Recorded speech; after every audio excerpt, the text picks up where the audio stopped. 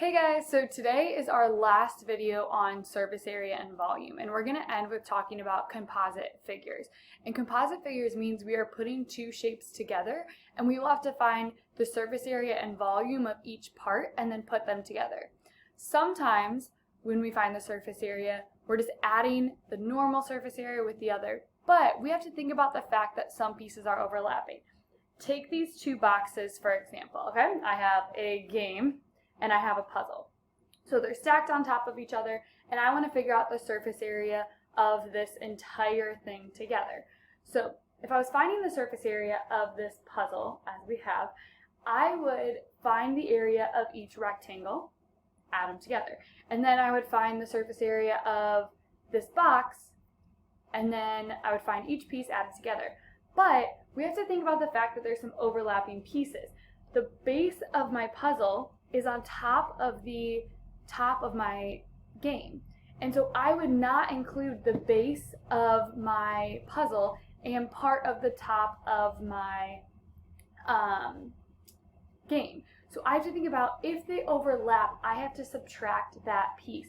So I would find the area of the base of my puzzle and subtract it from the top of my game.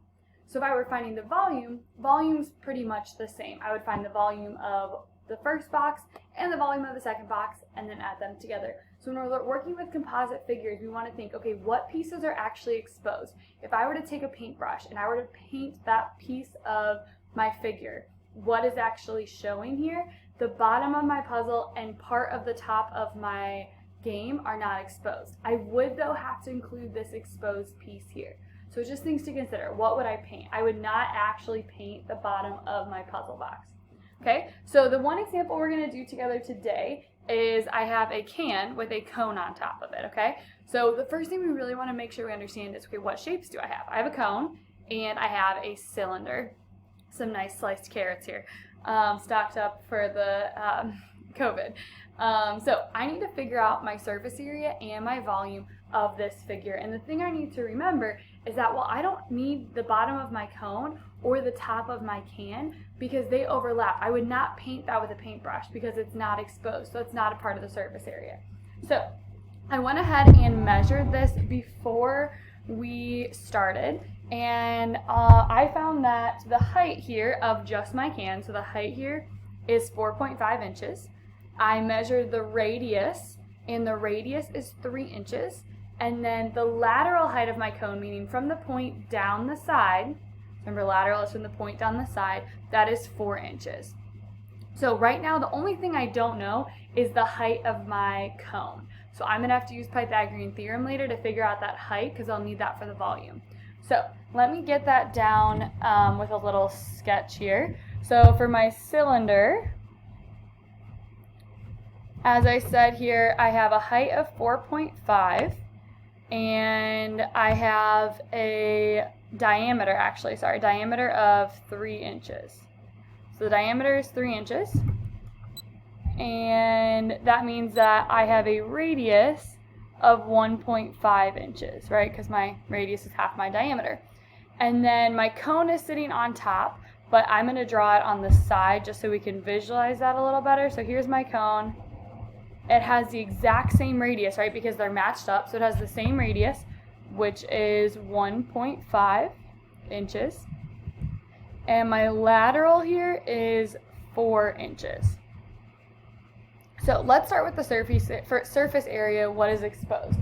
And what's exposed is the lateral area of my cone, the side of my can, and the bottom of my can. So typically for surface area, for my cylinder, it would be 2 pi r squared, which talks about the two circles, and then plus pi r h, which is talking about the rectangle, meaning going around the side. In this case, it would be the label of my can. Well, I only need one of my circles, right, because I don't need the top. So I'm really doing pi times my radius squared, so 1.5 squared, plus pi times 1.5 times my height, which is 4.5. So that takes care of what is exposed from my can. So that's the surface area I need here. Well, I don't need the base of my cone, right? Because typically for a cone, it's pi RL plus pi r squared.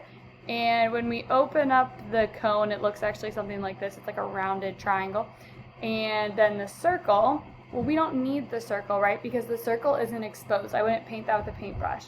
So all I need to do is add pi times my radius, which is 1.5, times my lateral height, which is 4. So we really have to think through what is actually being measured here. What am I actually finding the surface area of? So then I will plug all this into my calculator. And when I do so, I get that the surface area is 47.12 inches squared. And remember, our units are inches squared, or centimeters, whatever I'm measuring, would be squared units. Okay, now let's think about my volume here. So I need to find the volume of this entire thing. So the volume of my cone plus the volume of my cylinder. And I really don't have to worry about the fact that there's overlap because the volume would be continuous here. So typically my volume is pi r squared h. That is my volume for my cylinder. So first I'm taking care of my cylinder. And then I would add 1/3 pi r squared h. And that is the volume of my cone here. But I have an issue because this is my height. I need h here. So remember, I can find h by creating this right triangle with my lateral length and my radius. So as you can see, I have a right triangle here. I'll draw a small example here where this is h, 4, and 1.5. Okay, so all I have to do now is the Pythagorean theorem. So I say h squared plus 1.5 squared equals 4 squared. So remember, if I don't have my actual height, I need to use the Pythagorean theorem. So when I do that, I'm going to get that h equals 3.71. So now I have everything I need here. The one thing I want to specify is, remember, these two heights are different. This first half is talking about my cylinder, and this second half is talking about the cone. So the height of the cylinder is different than the height of the cone.